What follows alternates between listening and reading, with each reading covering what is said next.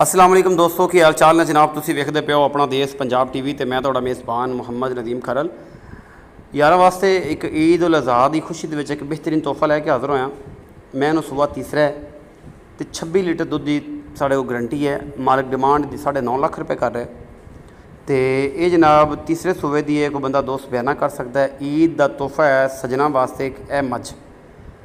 अगर किसी चैनल पर किसी यूट्यूब चैनल पर एडी वड्डी मझ चढ़ी हो या एडी वड्डी गल हुई हो तो जनाब सोहनी चंगियां होसन सुथरियाँ, एडी सुथरी और एडी खूबसूरत जिन्हों 3-3 फिट हवाना बार और सोना 1.5 वाला थाना और पूरी मरले मरले की वंड से 26 लीटर तो 30 लीटर दुध की गारंटी है इस मझ की।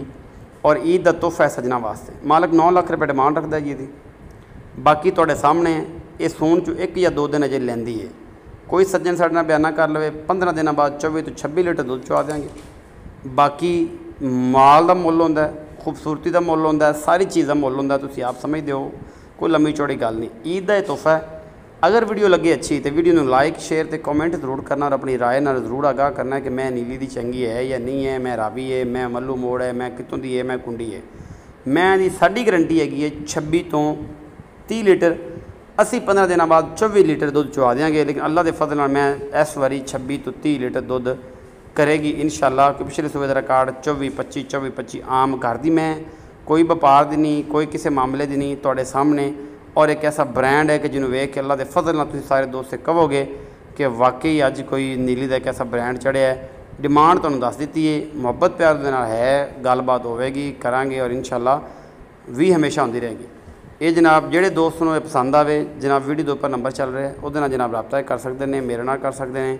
और जो दोस्त चाहे कि मैं मालिक नाल डायरैक्ट रब्ता करना जनाब वो भी मिलेगा और उहदे नाल तुसीं गलबात करके अपना जानवर जाके पास करके खरीद करके लै सकते हो।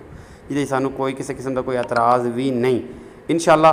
बाकी ईद के तोहफिਆਂ ਦੇ ਵਿੱਚੋਂ ये ऐसा तोहफा है कि जिन्होंने तुसीं जरूर शेयर करना, घरे वेले बैठे इस वीडियो में जरूर वेखना है और शेयर में जरूर उंगल मारनी है, ज़रूर शेयर करना है। और शेयर करके ये जनाब पीस जड़ा है इनू जनाब जीनत बनना चाहिए किसी ऐसे घर की कि जिथे सारियां 26-30 लीटर वालियां होण और अल्लाह के फजल नाल उत्थे मेले लाई फिरे और जनाब गल्लां होंदियां फिरन कि यार फलाने बंदे को मझ लई सी और एक ऐसा मझ का बच्चा सी। बाकी तुहानूं पता है कि हमेशा इस तरह मेरी तो पूरी कोशिश होंदी है कि मैं ब्रांड लैके आवां और जनाब अपना देश पंजाब टीवी की पूरी टीम हमेशा ब्रांड ही दी कोशिश च रहिंदी है। ये मुल तुहाडे सामने ही है जिहड़ा भी है जी। ये मालिक कहता जी कि 9 लाख रुपया मुल है। बाकी वो मर्जी है, वो तुहानूं 2 लाख की दे देवे, वो 7 की दे देवे, वो 6 दे देवे। अगर वीडियो अच्छी लगी है तो वीडियो में लाइक और शेयर और कमेंट जरूर करना है, अपनी राय जरूर देनी है। पाकिस्तान जिंदाबाद, पाक आर्मी जिंदाबाद।